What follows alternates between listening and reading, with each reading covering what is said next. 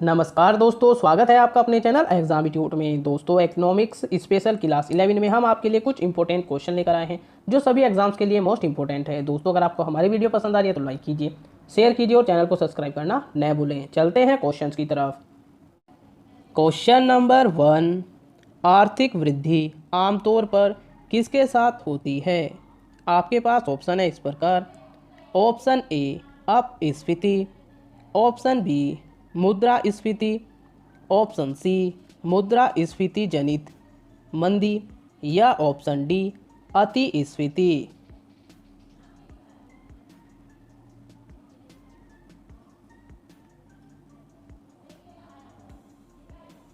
इसका सही आंसर है दोस्तों ऑप्शन बी मुद्रास्फीति। डिटेल में जान लेते हैं दोस्तों इसके बारे में। आर्थिक वृद्धि एक समय में अर्थव्यवस्था द्वारा उत्पादित वस्तुओं और सेवाओं के मुद्रास्फीति समायोजित बाजार मूल्य में वृद्धि है। इसे वास्तविक सकल घरेलू उत्पाद या वास्तविक सकल घरेलू उत्पाद में वृद्धि की प्रतिशत दर के रूप में पारंपरिक रूप से मापा जाता है। निम्नलिखित वृद्धि नीचे है।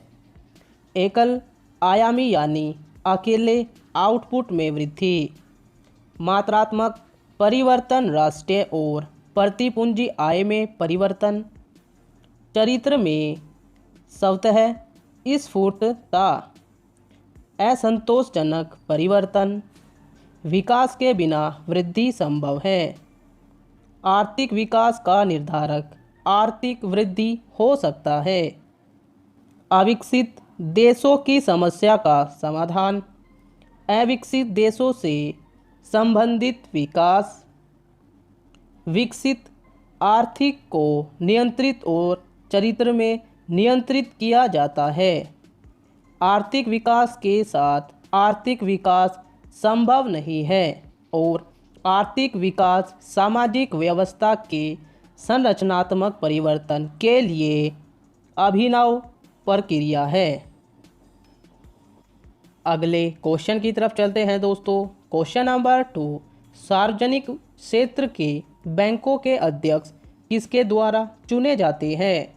आपके पास ऑप्शन है इस प्रकार। Option A banks board bureau, option B भारतीय रिजर्व बैंक, ऑप्शन सी केंद्रीय वित्त मंत्रालय या ऑप्शन डी संबंधित बैंक का प्रबंधन।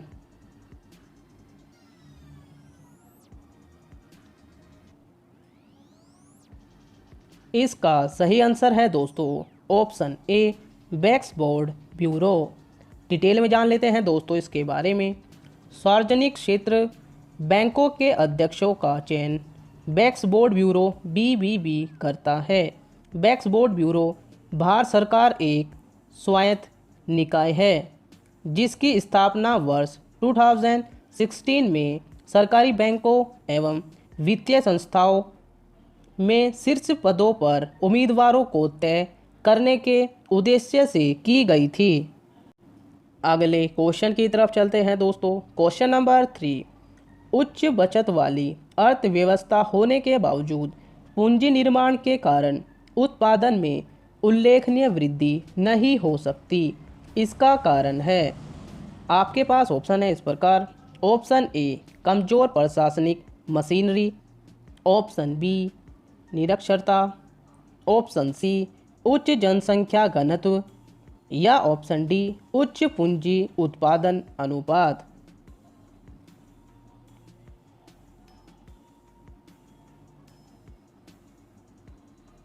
इसका सही आंसर है दोस्तों ऑप्शन डी उच्च पूंजी उत्पादन अनुपात। अगले क्वेश्चन की तरफ चलते हैं दोस्तों। क्वेश्चन नंबर 4, निम्नलिखित में से कौन वित्तीय समावेशन पर भारत सरकार की समिति का नेतृत्व करता है? आपके पास ऑप्शन है इस प्रकार।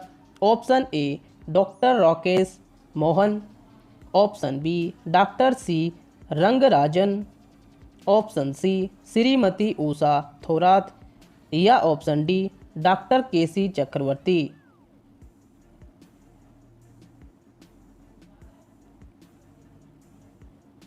इसका सही आंसर है दोस्तों option B doctor C Rangarajan.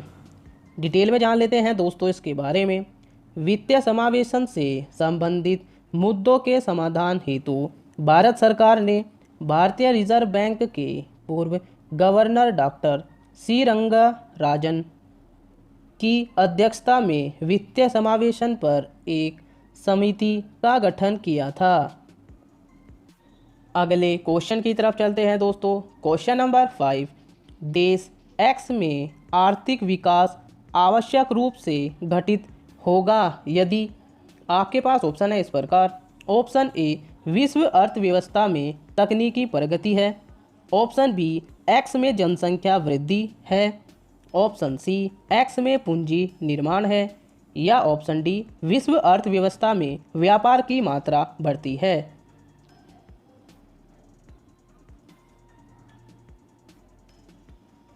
इसका आंसर है दोस्तों ऑप्शन सी एक्स में पूंजी निर्माण है। डिटेल में जान लेते हैं दोस्तों इसके बारे में। पूंजी निर्माण या संचय को किसी अर्थव्यवस्था के आर्थिक विकास का प्रमुख कारक माना जाता है। नर्क के अनुसार गरीबी के दुष्चक्र को पूंजी निर्माण के माध्यम से अविकसित देशों में आसानी से जोड़ा जा सकता है। यह पूंजी निर्माण है जो उपलब्ध संसाधनों के पूर्ण उपयोग के साथ विकास की गति को तेज करता है। तथ्य की बात के रूप में यह राष्ट्रीय रोजगार, आय और उत्पादन के आकार में वृद्धि की ओर जाता है, जिससे मुद्रास्फीति और भुगतान की संतुलन की तीव्र समस्याएं होती हैं। अगले क्वेश्चन की तरफ चलते हैं दोस्तों। क्वेश्चन नंबर 6, किसी दी गई अवधि के लिए किसी देश की राष्ट्रीय आय इसके बराबर है। आपके पास ऑप्शन है इस प्रकार। ऑप्शन ए नागरिकों द्वारा उत्पादित वस्तुओं और सेवाओं का कुल मूल्य। ऑप्शन बी कुल खपत और निवेश व्यय का योग। ऑप्शन सी सभी व्यक्तियों की व्यक्तिगत आय का योग। या ऑप्शन डी उत्पादित अंतिम वस्तुओं और सेवाओं का धन मूल्य।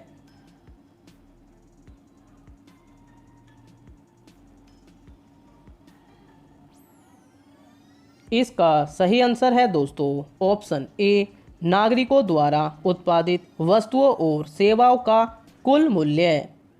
डिटेल में जान लेते हैं दोस्तों इसके बारे में।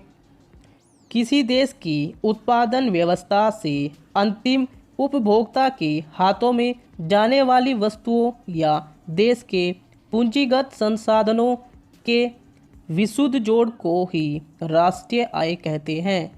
किसी देश के नागरिकों का सकल घरेलू एवं विदेशी आउटपुट सकल राष्ट्रीय आय कहलाता है। आय विधि उत्पादन के कारकों के मिलने वाले प्रतिफल का योग। समस्या वहीं पर लागू हो सकता था जहां उत्पादक कारक ज्ञान है। संगठित क्षेत्र जहां उत्पादन का रजिस्ट्रेशन हो।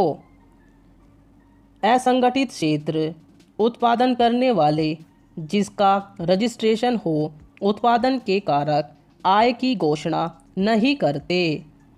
जैसे भारत में अधिकतर लोग ऐसे जैसे समोसे वाला इस विधि से केवल सरकारी और प्राइवेट जॉब तक गणना समिति रहा। व्यय विधि आय इक्वल व्यय प्लस बचत ज्ञात हो। यदि अर्थव्यवस्था के हर बिंदु पर होने वाले व्यय ज्ञात हो। अगर व्यय बचत ज्ञात हो तो इन दोनों को जोड़कर राष्ट्रीय आय का अनुमान लगा सकते हैं। समस्या भर्ता में बिल ना लेने देने की समस्या। ज़्यादातर खर्च रजिस्टर्ड पंजीकृत नहीं होते हैं। अगले क्वेश्चन की तरफ चलते हैं दोस्तों। क्वेश्चन नंबर 7, यदि किसी अर्थव्यवस्था में ब्याज दर कम हो जाती है तो क्या होगा। आपके पास ऑप्शन है इस प्रकार। ऑप्शन ए अर्थव्यवस्था में खपत व्यय में कमी। ऑप्शन बी सरकार के कर संग्रह में वृद्धि। ऑप्शन सी अर्थव्यवस्था में निवेश व्यय में वृद्धि, या ऑप्शन डी अर्थव्यवस्था में कुल बचत में वृद्धि।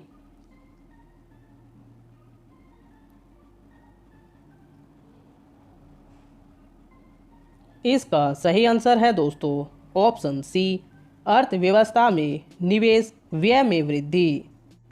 अगले क्वेश्चन की तरफ चलते हैं दोस्तों। क्वेश्चन नंबर 8, भारत में जीडीपी की गणना के लिए कौन सा मंत्रालय जिम्मेदार है?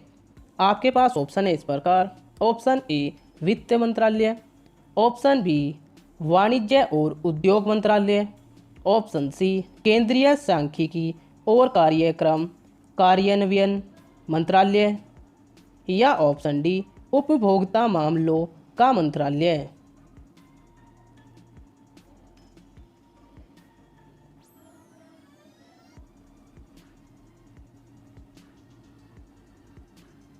इसका सही आंसर है दोस्तों ऑप्शन सी केंद्रीय सांख्यिकी और कार्यक्रम कार्यान्वयन मंत्रालय। अगले क्वेश्चन की तरफ चलते हैं दोस्तों। क्वेश्चन नंबर 9, भारत में प्रति व्यक्ति आय की गणना करने के लिए किस आधार वर्ष का उपयोग किया जाता है? आपके पास ऑप्शन है इस प्रकार। ऑप्शन ए 2004 से 2005, ऑप्शन बी 2011 से 2012, ऑप्शन सी 2001 से 2002, या ऑप्शन डी 2014 से 2015।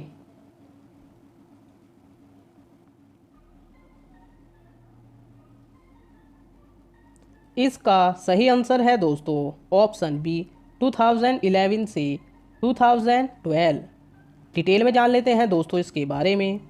सांख्यिकी एवं कार्यक्रम क्रियान्वयन मंत्रालय की ओर से जारी वार्षिक आय के अस्थायी आंकड़ों के मुताबिक 2017 से 2018 में वर्तमान मूल्य पर प्रति व्यक्ति आय बढ़कर 1,12,835 रुपये पर पहुंचने का अनुमान है। पिछले वित्त वर्ष के 1,03,870 रुपये की तुलना में यह 8.6% की बढ़त को दर्शाता है। आधार वर्ष 2011-12 के स्थिर मूल्यों के हिसाब से बात करें तो वास्तविक आधार पर 2017 से 18 में प्रति व्यक्ति आय 5.4% बढ़कर 86,668 रुपये रही। यह 2016 से 17 में 82,229 रुपये थी। मंत्रालय ने इस बारे में विज्ञप्ति जारी की है। इसके अनुसार वित्त वर्ष 2017 से 18 के दौरान प्रति व्यक्ति आय में 5.4% की वृद्धि रहने का अनुमान है। इससे पिछले वित्त वर्ष में यह 5.7% रही थी। अगले क्वेश्चन की तरफ चलते हैं दोस्तों। क्वेश्चन नंबर 10 लास्ट क्वेश्चन है दोस्तों, क्वेश्चन ऑफ द डे।